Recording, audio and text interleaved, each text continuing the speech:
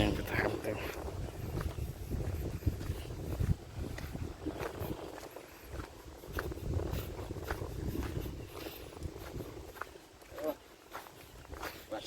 ยังเต็มหมดกี่ตุ่มยาวบ่ว่า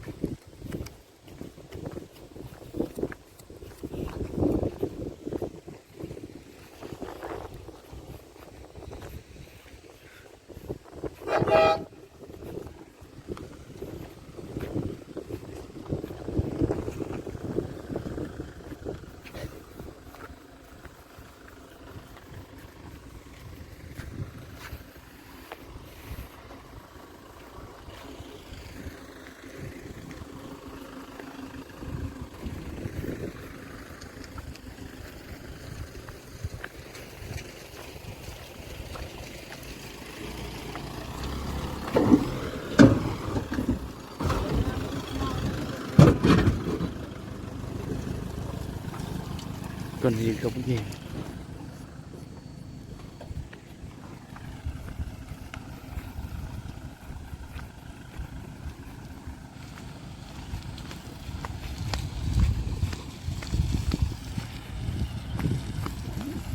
สาวน้ำเลยกันสาวน้ำขี้ต้มหรือข้าวปลาเลยเกือบว่ามันให้นะครับ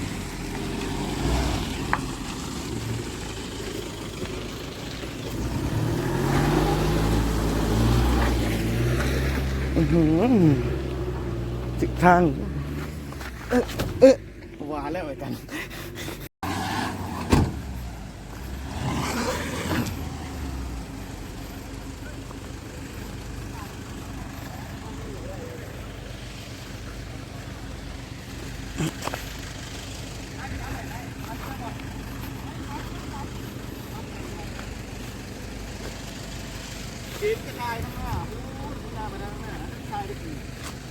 เอาเป็นย่างไปบ่ได้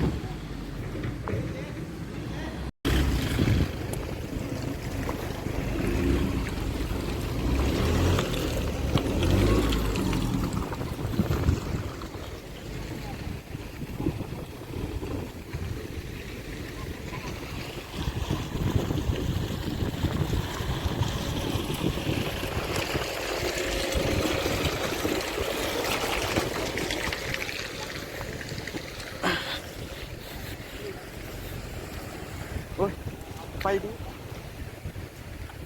ถ่ายเลยนะกูไม่ได้ถ่ายไปบ่ได้นะเกือบมึงกว่ามันพลาด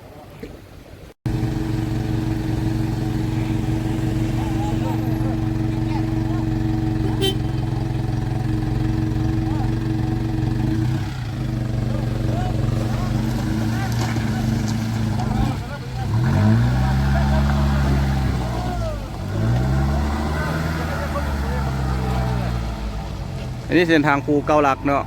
ทางทีเพแมนรถน้อยรถตู้รถเก่งแมนให้ระมัดระวังในการมาเนื่องจากว่ากำลังซ่อมแปลงแหละเปเพเนาะ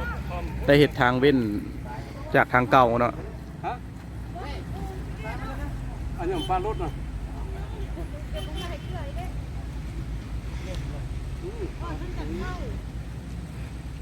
ให้ระมัดระวังเนาะในรถน้อยในนำ